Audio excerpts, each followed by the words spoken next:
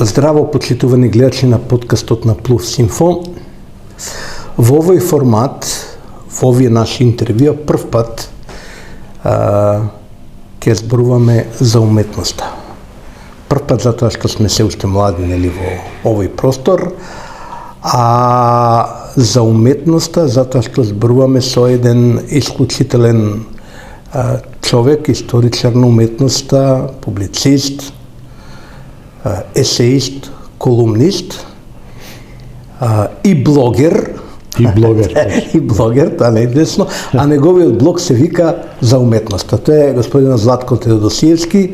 Имаме и дополнителен повод за овој разговор, покрај тоа што долго господин Теодосиевски е колумнист, ги крадеме, ги преземаме неговите блогови со дозвола, се разбира, на обострано задоволство. Можете да ги читате на портал +Info и сигурно ги читате. А има и непосреден повод, велам, тоа е еден труд, магистрален труд од областа на историјата на уметноста и некој тој труд го нарекува на промоцијата енциклопедија. Трудот се вика Пролегомена за македонската фотографија или го нарекува така жовијално, ова е една енциклопедија за македонската фотографија во 4 тома. За тоа ќе зборуваме исто така во ова интервју. За почеток, господин Теодосиевски, една дилема што се покрене и на оној настан кога прв пат ги видовме овие 4 тома, а јас го сумирам во прашањето има ли смисла воопшто се разговара за уметноста во едно вакво време, невреме, какво што имаме последните, не знам, нема 20-30 години. Нема, јас сум, дефинитивно убеден дека нема. И како што гледате од моите колумни, јас се помалку пишувам за уметноста и за културата, која што е сепак моја професија, основна. И сега влегов во некој условно политички води, меѓутоа тоа не е политика, тоа сепак мислам дека пишувам за нешто друго. Но македонската култура и македонската уметност се дефинитивно на нула. Многу причини има за тоа, се разбира, но фотографијата ми остана некаква светла точка и затоа повеќе се свртев кон неа и ова 4-томно издание е резултат на тој мој интерес за фотографијата, кој што трае многу поодамна, меѓутоа во уметноста веќе немам што да барем јас како историчар на уметност. Да, ама рековте, ако добро ве цитирам, или напишате, може би веќе ве следам на разни фреквенции, па може да се помешат фреквенциите. Рековте на ваква отприлика мисла, уметникот може да твори во секакви услови. Не му е потребно ништо посебно. Фотографот му е потребна една камера или дури сега со новата технологија и смартфон. На писателот му е потребно што? Му е потребно перо и хартија. Толку и но за да преживеат тие производи, да добијат општествено вреднување, тука е ова зашто вие зборувате општеството, тоа треба да оцени. Ама што да прават уметниците? Ќе престанат да действуваат, што да прават? Точно, да, добро цитирате, бидејќи креативниот процес не подлежи на некакви услови. Луѓе создавали во најтешки услови, дури во време на војни. Проблемот, особено на држави како Македонија, условно мали и условно мали култури, кои што зависат од државната поддршка, тука доаѓа до израз животот на делото понатаму. Ако нема поддршка, делото ќе умре. Тоа, под наводници ќе умре. Тоа ќе остане, можеби кај авторот, како што случи со фотографијата, таа останува во архивите на авторите. Ниту една институција, освен Фотосојузот на Македонија, нема архива на македонската уметничка фотографија. Тоа што го имаат е нешто сосема случајно собрано и генерално лошо конципирано. Јас можам да ја дадам конкретен пример, да речеме, отпечатокот на раката во Алтамира и во Ласко пештерите. Тоа е дело создадено од човекот, условно, од преисторискиот уметник, и тоа можело да остане таму за секогаш. Меѓутоа, тие и ден денес живеат благодарејќи на државите каде што се пронајдени тие. Кај нас, во црквата Свети Димитрија, во Велес, на зидот на левиот или северниот зид, стои потписот на зографот кој што ги насликал фреските, кој што се вика Хаджи Косте, се потпишал зограф и потоа додал и фотограф. Значи, он својот отпечаток го ставил таму. Фотограф, да, во 1855 година. Тоа се 20 на години по пронаѓањето на фотографијата во Европа. Тој го оставил својот отпечаток на раката, условно, на тој зид, меѓутоа што сме направиле ние со тоа? Ништо. Еве, оваа година е 170 години од тој датум. Никој тоа не го спомнува, државата не го спомнува, македонската култура не го спомнува. Не се ни знае, дори јас прв пат го слушам. Имено, да. Тој факт. Тоа е проблемот, тоа е државен проблем. Проблемот на малите култури, кои што без поддршка државна умираат. Америка го нема тој проблем, Франција го нема, големите држави го немат зашто имаат уметнички пазар, иако и они инјектираат доста пари во уметноста, не директно, индиректно. Град објекти, се разбира, фондации има многу кои што помагаат. Ние немаме ништо од тоа, иако државата не помогне, тогаш сме тотално мртви. Добро, како е тоа можно? Како да оцениме тоа, бидејќи нели, ако е нешто обележи, есенција, суштина на идентитетот на една нација, тој идентитет за кој ние нешто као се бориме, грчевито се мачиме, ни го оспоруваат, ние и така натаму. Како е можно да не се има елементарно чувство да се тоа сочува, да се покаже, да се открие, да се промовира. Тоа се сепак дела создавани, артефакти и еден потпис, како што го кажувате вие, создавани на овој наш простор. Кој како тоа ќе го својата, што би рекли србите, друго прашање, ма тоа е наше тука.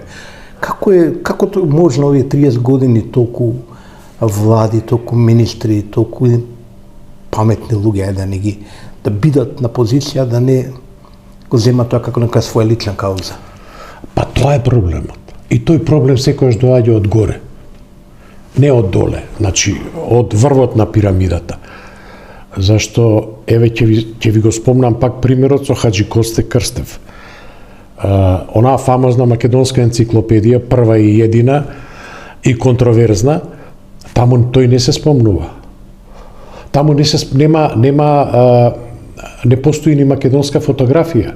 Постои се друго македонски театар, македонска уметност, македонска книжевност, македонска фотографија не постои. Дури мене ми имато. Убаво.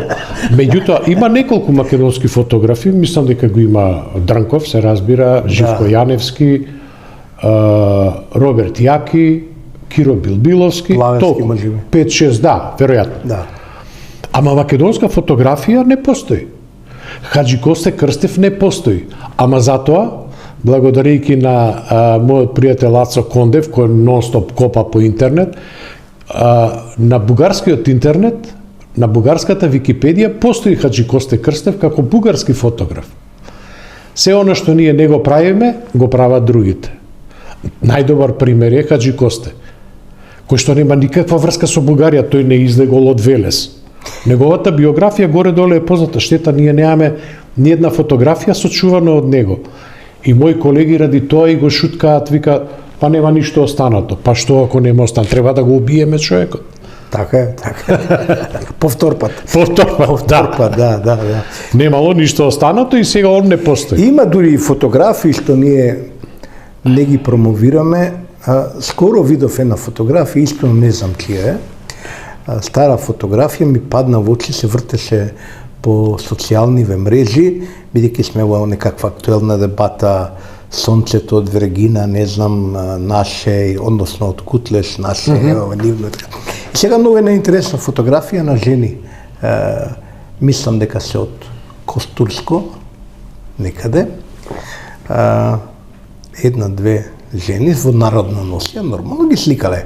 Тие биле спектакуларни и во тој 19 век, тоа може би да е некаде и на почеток на 20 век таа фотографија, кои дотерани во соситени носи и тука имаат на појасот на нивните колани ознаки од сонцето од Кутле, сонцето од Врегина. Не претендирам на ништо, се разбира, имаме на сосема друга теорија за античкиот идентитет, но тоа е наше, тоа се на жени од овие простори. Апсолутно, нечии баби, прабаби, чукун баби, тука наши.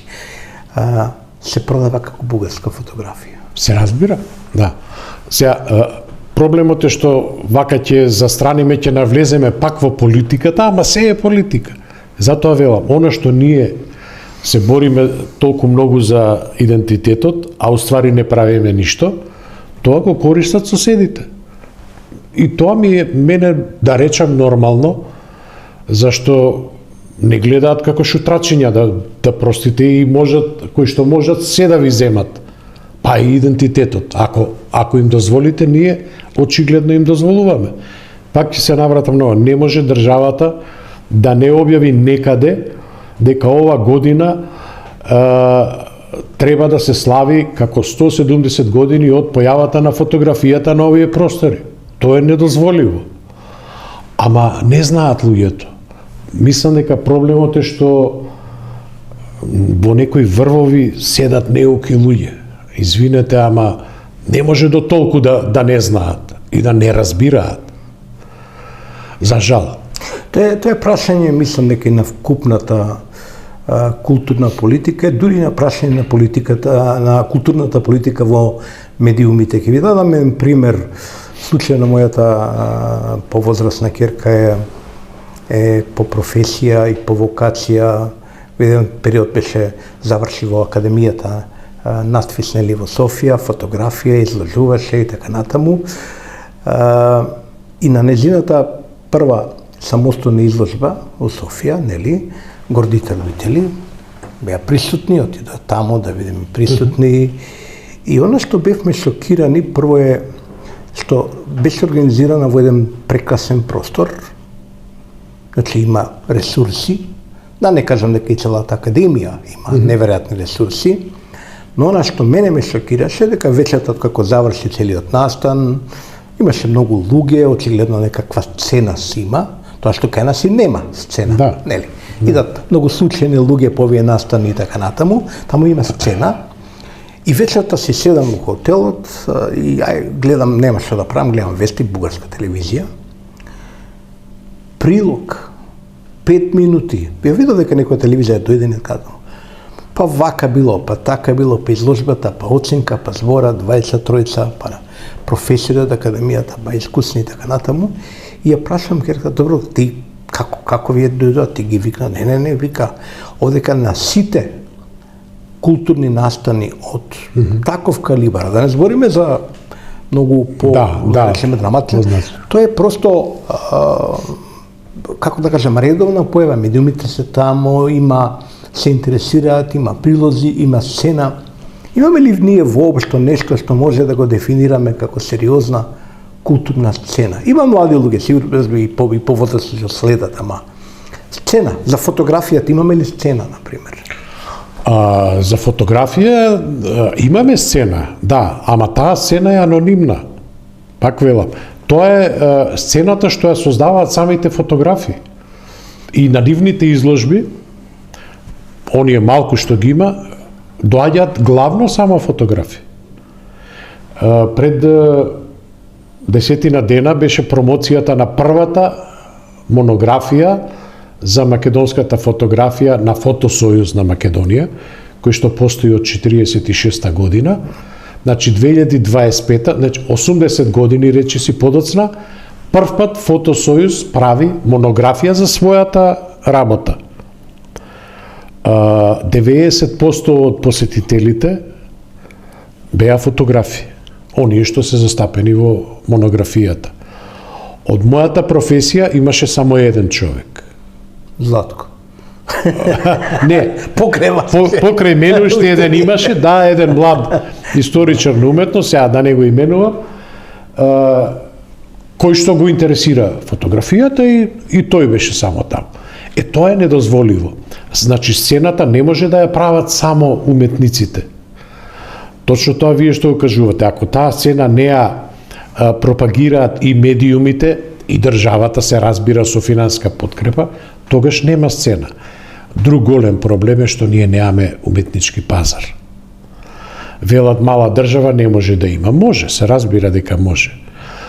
Ликовната уметност создаде некаков, преку овие неколку галерии што функционираат, создаде некаков пазар. Тој е, јас би рекол, вештачки создаден и промовира само одредени уметници, меѓутоа сеедно постои.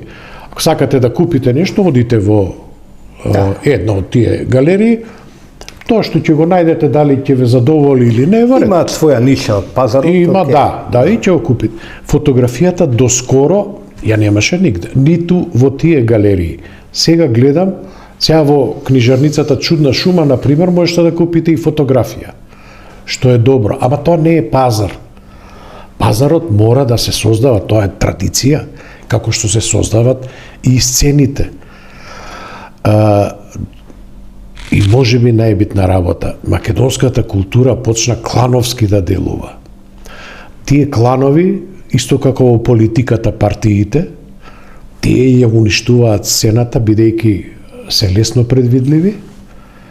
Луѓето ги препознаваат веднаш и знаат дека таму нема што да барат, едноставно нема што да барат. Они се подржуваат меѓу себе, едни со други. Точно се знае, например, може дури да се погоди, кој ќе представува Македонија на одредена значајна меѓународна манифестација. Тоа е една група која што се врти во круг. Такви работи ја уништуваат сцената, ги уништуваат младите луѓе кои што губат верба во создавањето, во смислата на создавањето. Да. Односно, тие ќе создаваат и тоа ќе остане кај нив дома. Чудно е тоа секташење и таа клановска битка и општо тој однос кон културата, кон овие сегменти на културата, може би разбрал, например, ако е односот на државата кон, да речеме, сликарството, дури и кон некои други сегменти на уметноста таков, ама нашиот код, значи нашите пораки што ги добиваат овие актуелни генерации сега, па и повозрастните генерации, меѓу кои сте вие, јас и така натаму, сепак потекнуваат од периодот на социјализмот, комунизмот, како сакате. Тоа е период кога сме ни образувани.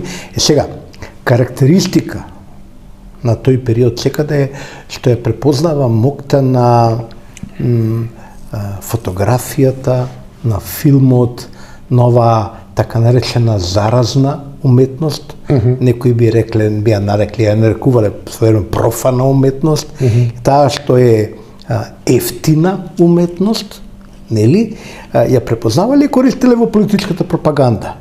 Од тој систем на разбирање на уметноста произлегува школата на која сме ние. И се, не знам зошто токму можеби, колку е поценета фотографијата, толку е поценет во Македонија според мене и филмот, страшно, стравично, во ситуација во кои некои други, например, соседни држави, Србија, Хрватска, Бугарија, секаде, практично има сериозни продукции и филмски продукции секакви. Да.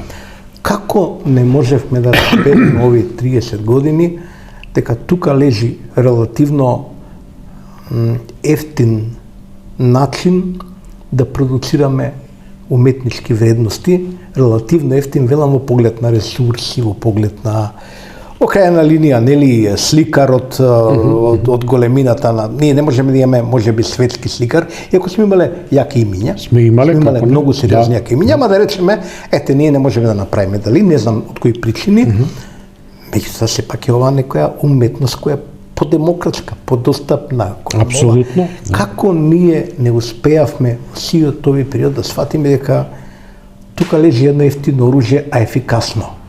Со овие нови речници, они имаат можеби бомби тенкови, ама имаме дрон и растураме со дронов. Да. Нели? И ние сме имале цело време дрони, никаде тоа не го видело. Како е тоа можно да не се препознае?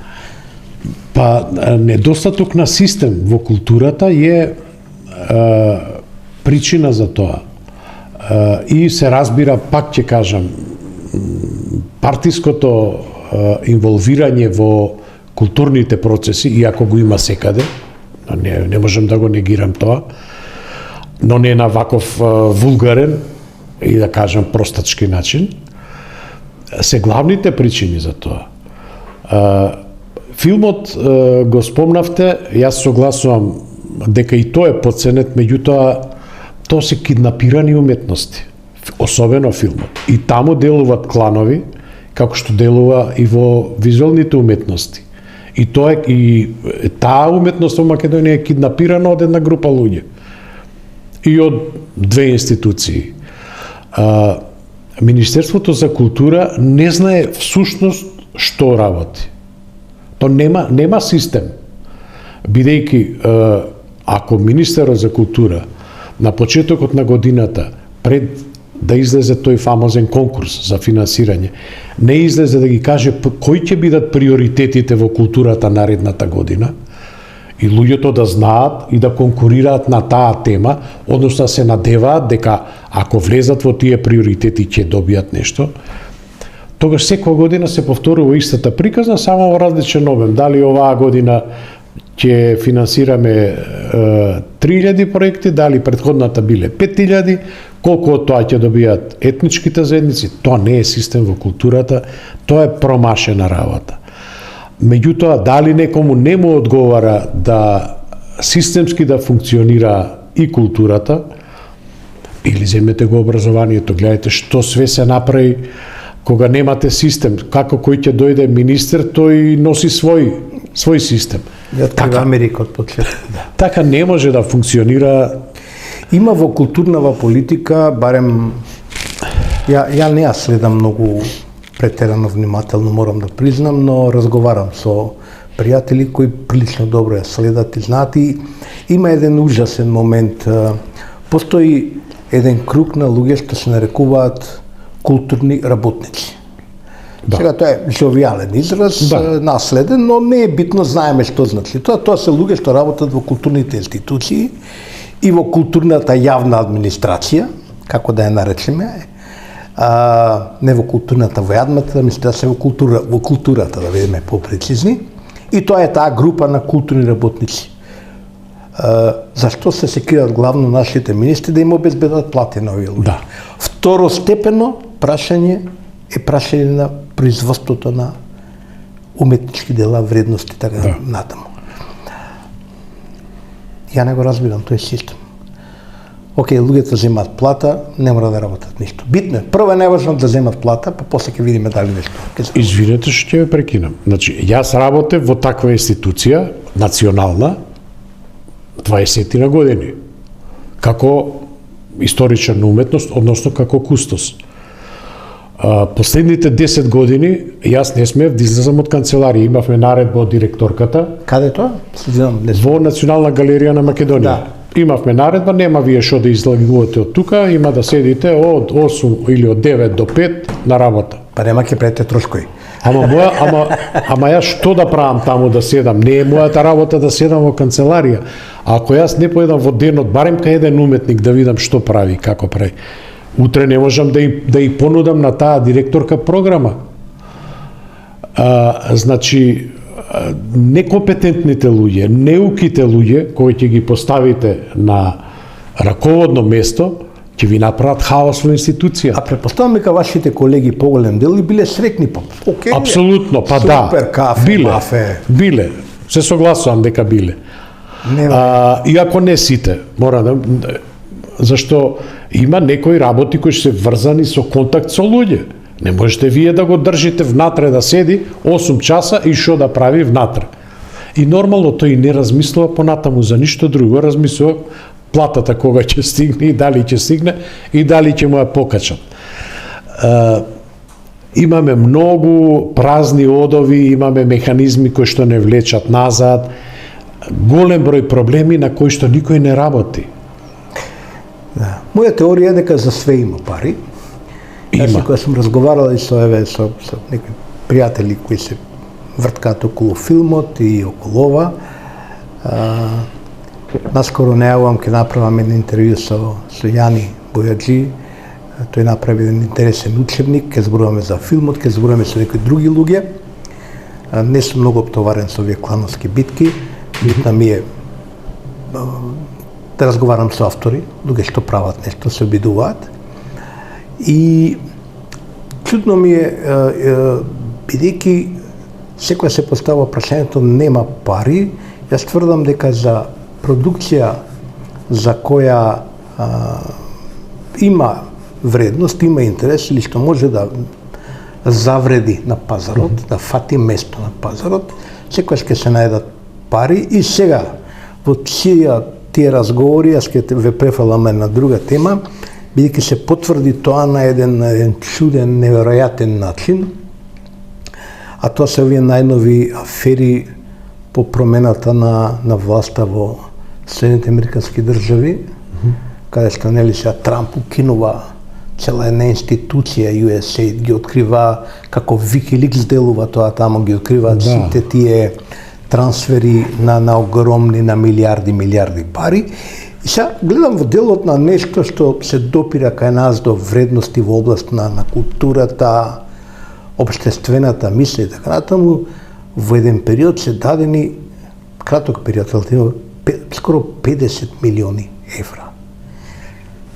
Не сакам да коментирам за делот на висината на парите дадени за некои медиуми, не ми пречи за кои медиуми, апсолутно, тоа се безобразно големи пари. Да, како не? Да. Како некој не се сетил и во таа локална канцеларија на USAID, дека може да се платат и да се поддржат, да се потикнат создавачите во областа на културата, на фотографијата, на сликарството, ако сакате, музиката, ако сакате, и така.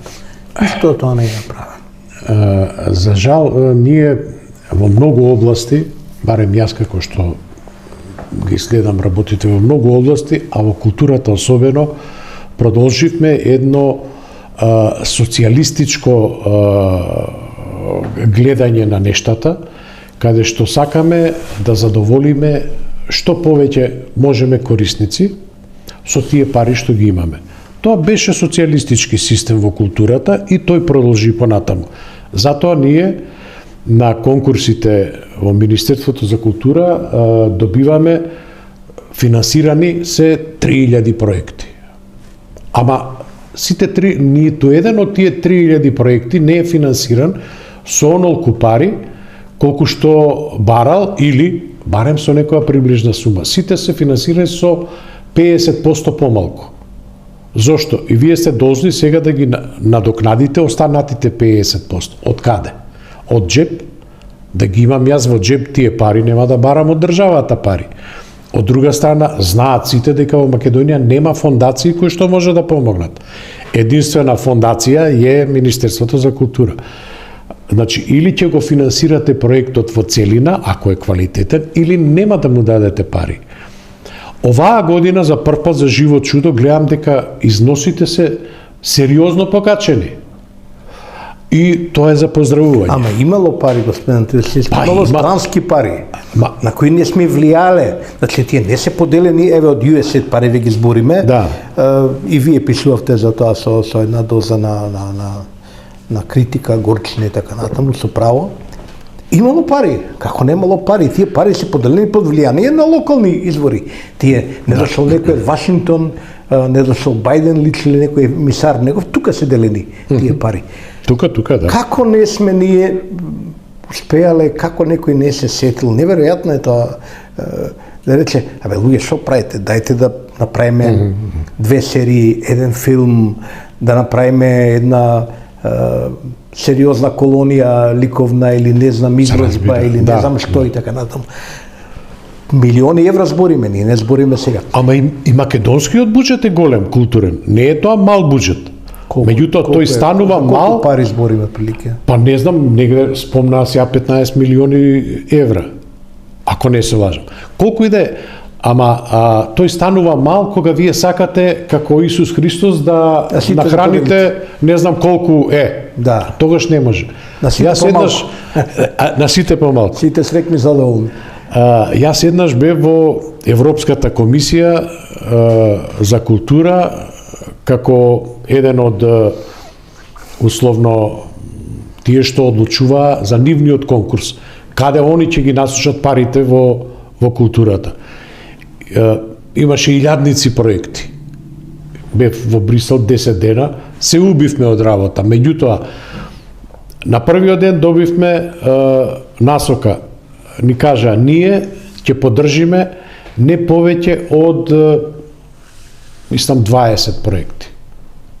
Ја бев запрепастен.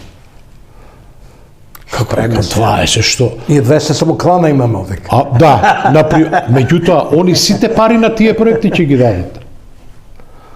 Ние вика ќе го финансираме квалитетот со толку пари колку што нив им е потребно.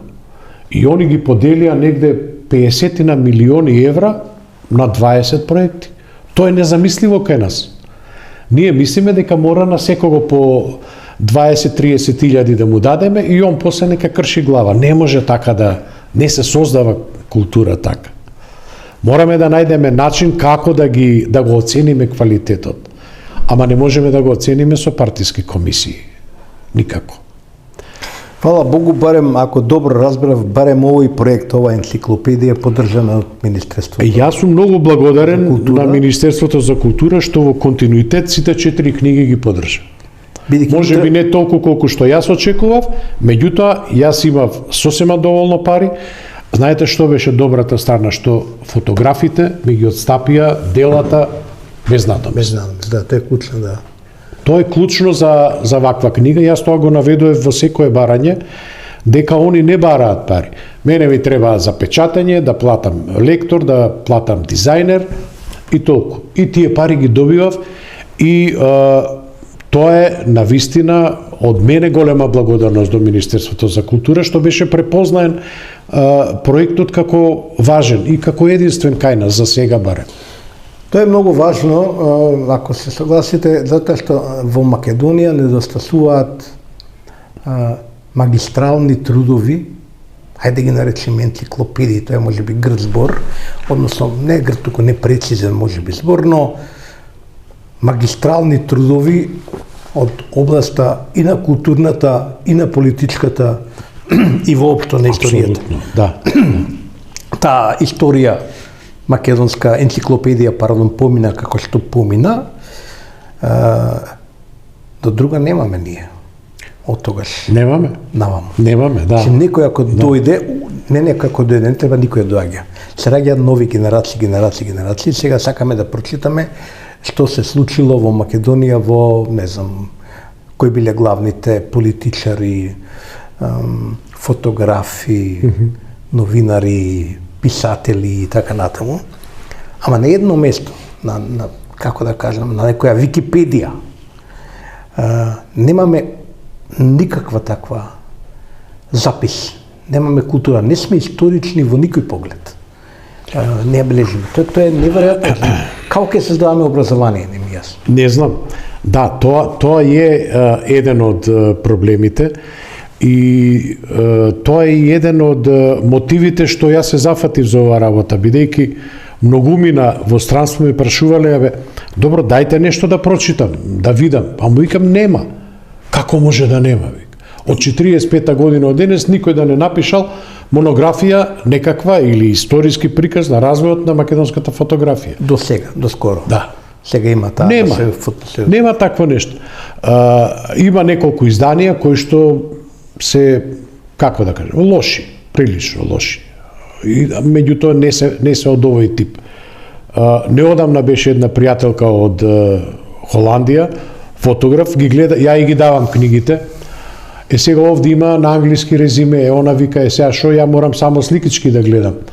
Па ќе гледаш сликички, сега ја не можев да ги преведам книгите на англиски, за тоа треба поголем буџет. Може би некојаш ќе се заврши и тоа. Меѓутоа, тоа што велите, немаме такви трудови кои што утре ќе можеме да ги дадеме на некој странец, ќе можеме да ги испратиме во светските библиотеки.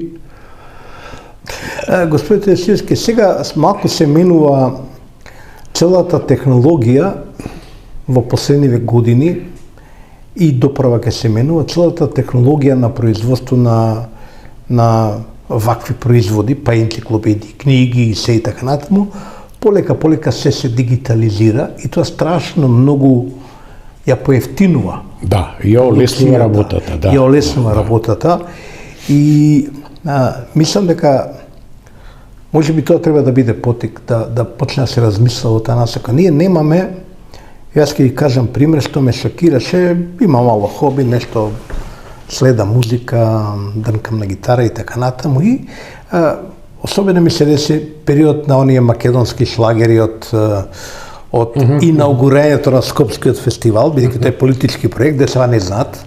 Да. Дека они мислеа дека така се создавале. Не, тука седнал некоја партија, рекла мора да има и Македонија мора да има забавна музика. Тогаш се мислело да е посериозно. Посериозно, апсолутно. Така е создадена сега. Може ќе се налути некој ќе служи бласфемично. Така е создадена, така е обновена и Македонската православна црква како политички проект. Да. Рекле мора да има, зашто ни да нема, сите имаат, они да нема. Зошто да нема? Исто е овој дел. И сега не ми се верува. Ги следам, ги барам текстовите, акордите и така натаму. Ги нема никаде, никаков запис на интернет. А што нема книги, предпоставам. Сега треба да им се јавам по авторите, да ги барам нивните приватни песнарки или не знам и така натаму. А тоа е исто еден значен дел на нашата, профана култура, ама значена битна култура, забава. Нема ништо такво во едно дигитално време, именно момче кој се обидува да ги собере. Видите, да, дигитализацијата многу олеснува и ја демократизира не само културата, сите области. Меѓутоа некој мора и тоа да го направи. Кај нас ни тоа не се прави. Зошто јас зборувам за инертни и некомпетентни институции? Зашто да имавме сериозни институции кои што од 45-та година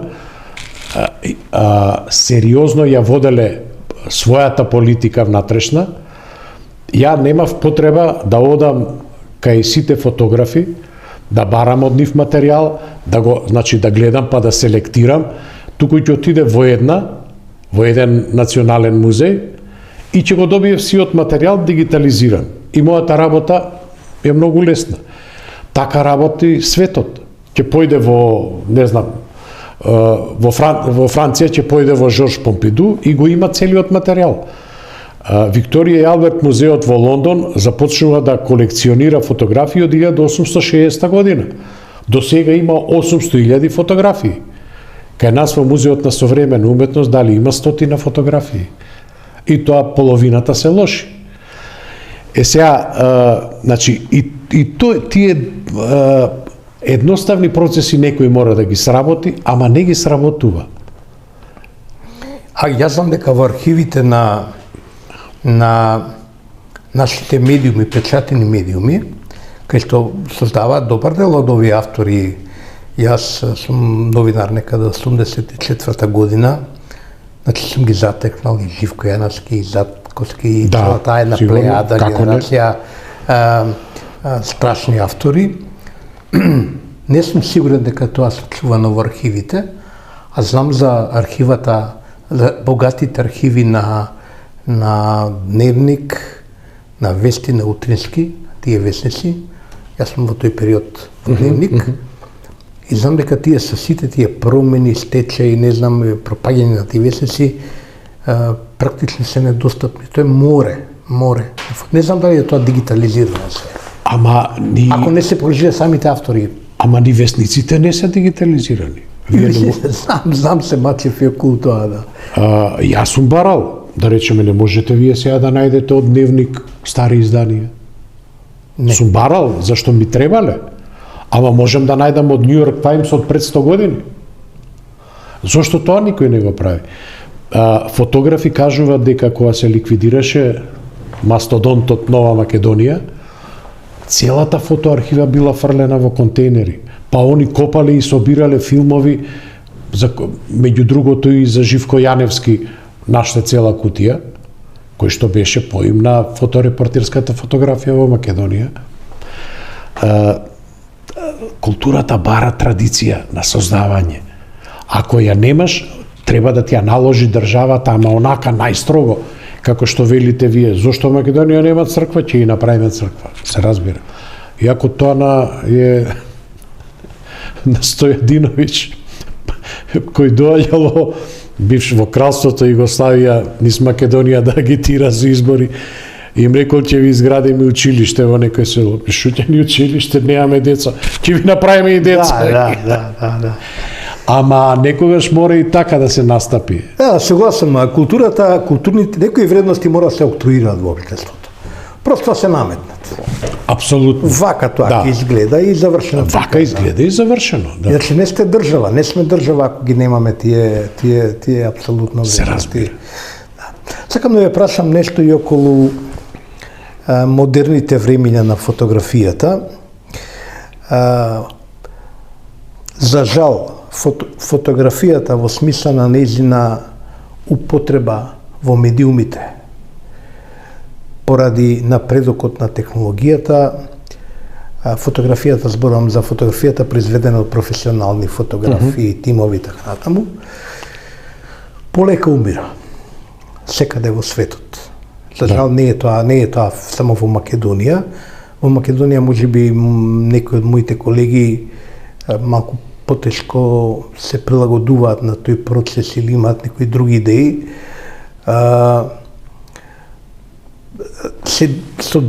Знаете како, оваа справа сега ја демократизираше фотографијата до максимум. Апсолутно, да. Прво, поради тоа што справите постигнуваат сега релативно сериозен квалитет на фотографија. Да. Не како квалитетните камери и така натаму, но сепак кој високо ниво на квалитет, барем она што треба за нашето око, за гледливоста. И овозможува една страшна предност што сведоците, луѓето што ги фотографираат на станите, сега не мора да одат како она делегација на Хан, нели, научна експедиција за која доаѓа во Македонија 860 и некоја, па овој, како се викаше фотографот, Шекели, како беше неговото име, фотографира за National Geographic и така натаму. Се тоа не мора ништо да се прави, бидејќи фотографите со овие едноставни справи се наоѓаат на самото место, тоа се обичните луѓе. Најголемите медиуми во светот, глобалните, CNN, BBC и така натаму, од сите позначени настани во светот, ги користат нивните фотографии, ги користат нивните видеа, ги користат нивните, не знам, подкасти и така натаму, за редовна продукција, за редовна медиумска продукција. Каква е шансата на фотографите? Да, но видите сега, тука мора да раздвоиме што е репортерска фотографија и документарна фотографија, што е арт фотографија или креативна. Овој левиот дел, значи, тој е во процес на умирање и фоторепортерската професија се заменува со таа малечка направа, која што функционира феноменално. Овој другиот дел, она креативната или уметничка фотографија, ја пред 2 месеци бев во Амстердам и посетував само фотографски музеи и галерии. Она што е уметност веќе ми е видено одамна и таму многу не се менува. Во најважниот европски условно Стеделик музеј во Амстердам беше поставена изложба позади рамката. фотографска изложба. Незамисливо е што уметниците, фотографи прават со фотографијата.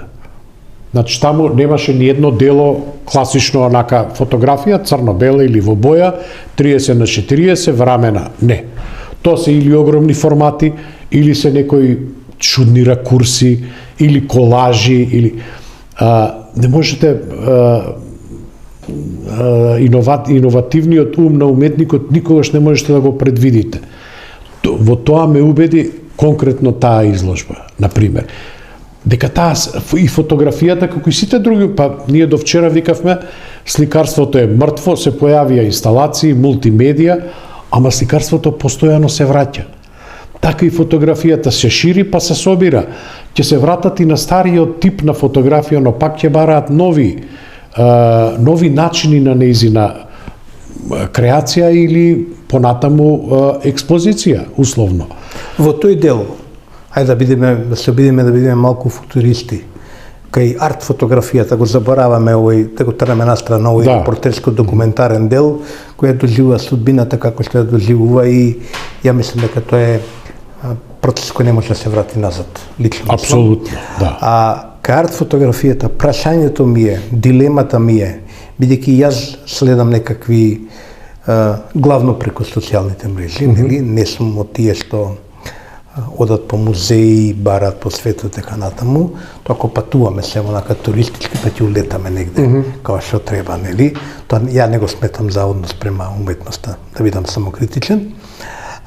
Но сепак гледам што се случува и веќе гледам сериозен допир на вештачката интелигенција, бидејќи би биле и глупави и наивни да поверуваме дека уметниците, најкреативните уметници, не би ги користеле всушност и најкреативните алатки во овој момент, технолошки најкреативните алатки, за да продуцираат уметнички дела.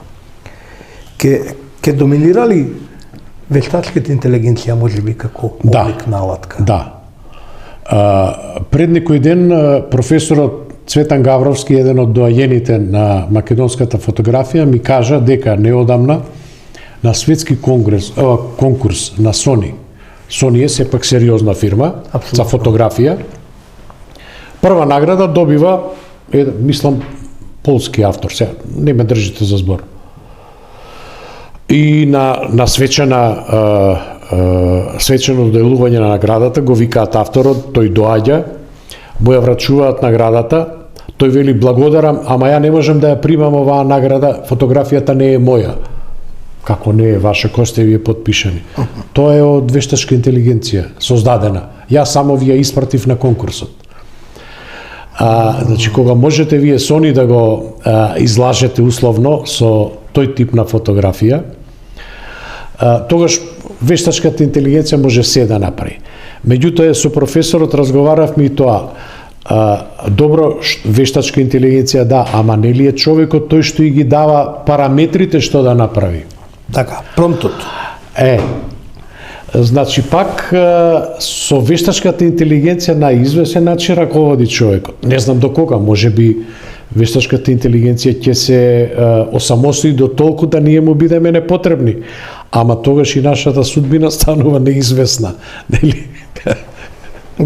Да, има разни теории и тие се веќе во чист футуризам, нели? Може би без подлога, од тоа дека вештачката интелигенција ќе ја преземе, ќе се самостои и ќе ја победи нашата многу извикана природна интелигенција за која може би имаме и превисоко мислење. Може би имаме и превисоко мислење, да. Но од друга страна има и теории дека во меѓусебната конкуренција и во може би вештачката интелигенција сама себе ќе се уништи, но не беше поентата во тоа. Поентата е во ова што ви го проговоривте, колку македонските фотографи и генерално уметници, сега не се добри генерализациите, меѓутоа сепак да прашам, колку го разбираат сето тоа, колку се навлезени во трендовите, колку се обидуваат да бидејќи тоа ќе им помогне ако тој што напредува напред со технологијата, тој што ќе биде истрча прв на пазарот, тој го носи кајмакот. Еден дел од нив го разбираат, да, верувајте, зашто, еве, ви го спомнав професорот Гавровски, кој што често патува надвор, други луѓе следат интернетот, сега е нели прозорец кон светот, а времето кога јас бев млад, моравме да се претплатуваме на списанија. Ја добивав и американ фотографи, советско е фото, што ја знам, тоа ни беше некаков увид во процесите во светот. Ама денес ни тоа го нема. Ние немаме ни едно фотографско списание да купите во Македонија. Може би и не треба да го купите, ќе го побарате на интернет.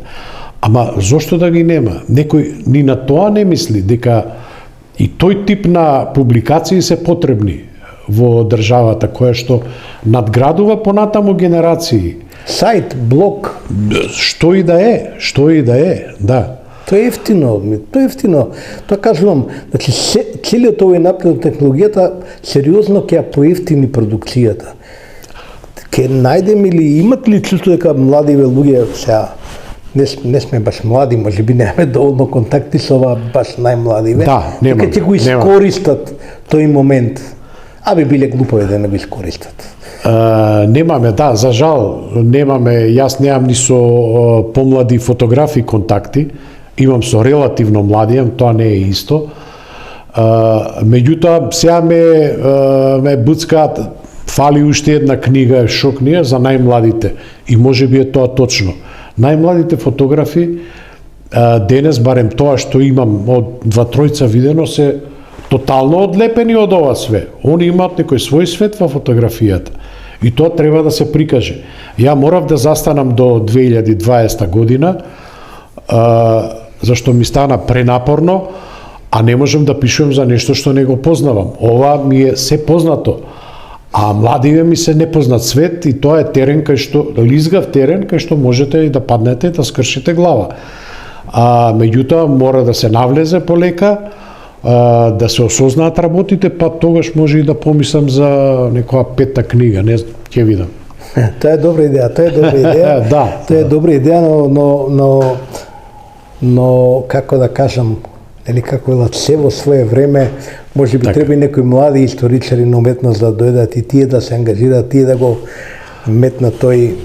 Јас за тоа често ме прашуваат што значи сега наслов, зошто таков наслов. Тоа беше мојата обврска да ставам таков наслов, дека зашто јас го, барем мене идејата ми беше дека ова е само вовед во историјата на македонската фотографија. Во уметноста нема дефинитивни судови, има само моментални сознанија. Ова е едно моментно сознание мое за историскиот развој на фотографијата.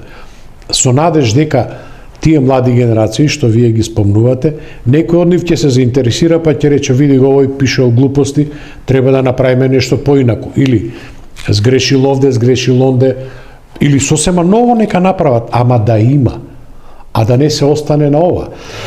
Рековте на да стави тоа впечаток дека ова е еден обид,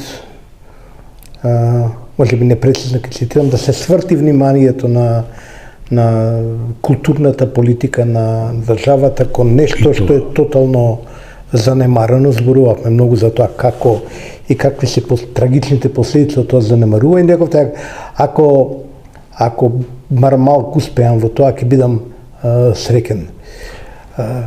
Да, тоа го потпишувам дефинитивно. Тоа ми беа така, како да кажам, водилки во овој труд кој што не беше мал и не беше за подценување, бидејќи ми зема 5-6 години од времето. Меѓутоа, јас сум пензионер веќе подолго време и ова ја чувствав како обврска всушност. Дека зошто да не дадам на македонската јавност едно мое видување на тој развој на македонската фотографија. Тоа е чудо едно пензискиот фонд колку надоместува од недостигот во многу, да. Авторството. Има многу пензионери автори, сега на стари, сега ќе напишеме книги и така. Па да, имате време, па не можете цел ден да лежите и да гледате телевизија или не знам што да правите. Го кажам како кандидат мајстор, како кандидат пензионер за година дена, ја имам планови какви книги ќе пишувам. Одлично. Може би тоа е илузија, ама можда, да. Може би сепак ќе остане тоа се на некои клауди таму. Но и така ќе биде подостапно за младите генерации. Тоа ми е мене главната дилема, и за тоа сакам да поставам како, еве да речеме, завршен фокусно прашање на овој разговор. Мораме се надеваме дека некако ќе се смени прво целокупната политика во Македонија, а во нејзин рамки на односот према културата и како продукција и како начин на живење. Многу бе сме некултурни во секој поглед. Сме. Ке се сменили, господине Теодосиевски? Не верувам. Не. Зошто не верувате? Некако изгуби верба, а бев голем оптимист. До пред неколку години. До пензија се рекла. Сега станувам голем песимист, зашто не може, во држава не се гледа развој. Не знам, ова нова власт ми влева некоја надежда, ама мала.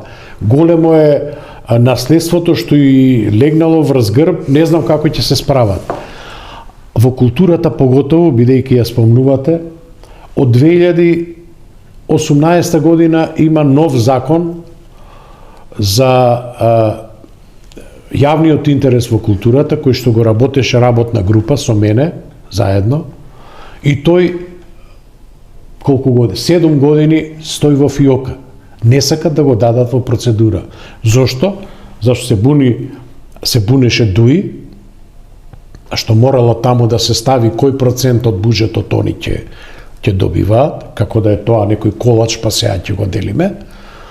И проблем беше што е тоа зошто јавен интерес, а не национален интерес, што е нонсенс. Нека пише национален, врло важно. Закон правен по европски терк од сериозни луѓе. Тоа ми беше последна работа со таа власт и веќе кренав раце од нив, бидејќи знаете и вие какви беа и шо беа. Знаеме, да. Ме чуди зошто тој закон ќе биде, ако не 3 чекори, барем 2 напред од ова што сега го имаме. Ние сега имаме еден меланж, еден најсмешен закон во свет, кој се закон за култура. Не може културата вие да ја озаконувате. Можете само државниот интерес во културата, како мене ќе ме озаконите вие? Што? Воведоа трговци поединци ги направи, уметниците ги направат трговци поединци. И уште и се гордеат со тоа. Мислам, до таму оди нашето незнаење. Ама не ćemo да го смениме.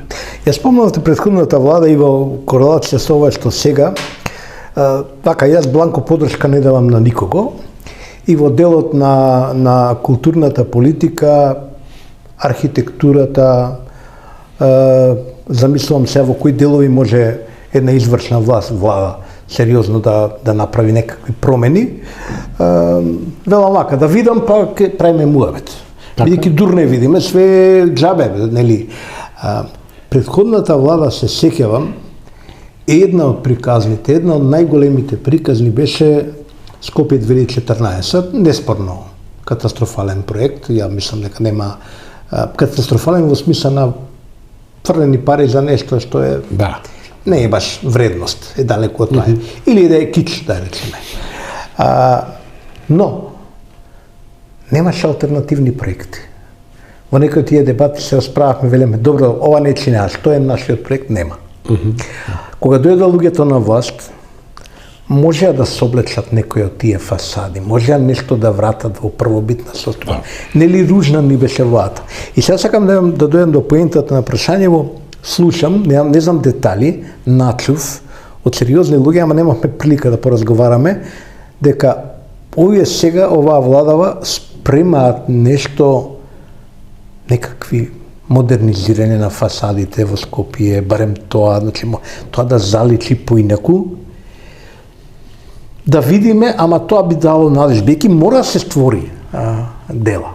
Мора се створат, мора тоа се види, мора се почувствува духот. Груевски го почувствува духот. Океј, он беше микроменаџер, црташе таму све згради, вака ќе изгледат, така изгледат, и еве го резултатот, го гледаме, стигаме. Фасинантен е, ние имаме згради, покриене простор. Ма може да се направи нешто друго? Не сум чул такво нешто и тоа не знам. Зависи што се планира да. Зависи, да, све тоа виси во некоја воздух. Сега ќе ви откривам една тајна. Јас на конкурсот за Министерство за култура предложив книга Скопје 2014 и понатаму, од негде 160-170 страници, кој што е голема критика на проектот, ама не само на проектот, него и на тоа што следеше, значи од 2017 наваму, кој што беше еднакво катастрофално, бидејќи оно удирање во гради ние ќе направиме ова и не направија ништо, иако можеа. Сега за жал ни оваа власт тоа не го прифати, ама јас ќе издадам таа книга сам, бидејќи ни за тоа немаме материјал. Никој не се да напише нешто, има доста, многу во тоа време, ама тоа се единечни текстови, вака, онака, збирови на разни текстови, ама нема една сериозна аналитичко-критичка книга за целата таа работа. Бидејќи ако нешто не може да се, нема пари, нема ресурси, нема политичка волја, све тоа го разбирам, и не може да се изгради нешто друго сега. Што прече нешто да се замисли? Да се нацрта? Па, например, да се рече, кога ја би го правел ова, би го направил вака. Да. Немаме тоа. Немаме, да. Ја мислам дека таа мрзеливост на духот, не знам дали вие го споделувате тоа мислење, ги обзеде сите политички структури во еден период. Изгледа, да.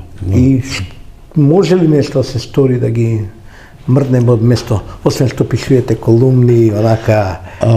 Не знам, пак велам, јас станав голем песимист и нешто не гледам убави перспективи. Добро, нема да престанете да пишувате. Па нема, тоа нема. Тоа нема, да. Господин Теодосиевски, ви посакувам прво успешни проекти, иако сте од позиција на изморен пензионер, сепак сте одработиле доста во животот. Луѓето доаѓаат на возраст кога навистина потребат малку и да одморат и да погледнат друго. Меѓутоа,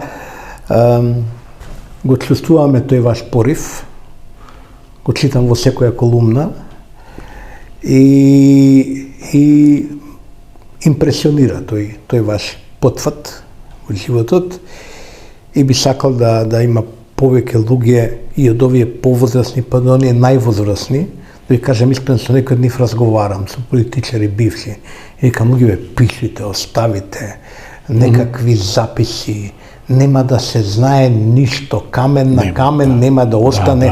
Прашете ги деца, например, од кој бил градоначалник на Скопје пред Ристо Пенов, може би еден дел од нашата генерација ќе се сети, ама ги прашате, поназад имало градоначалници и во комунизма, во социализмот, така натаму, никој ништо не знае. Ништо не знае, да. И немаме историја.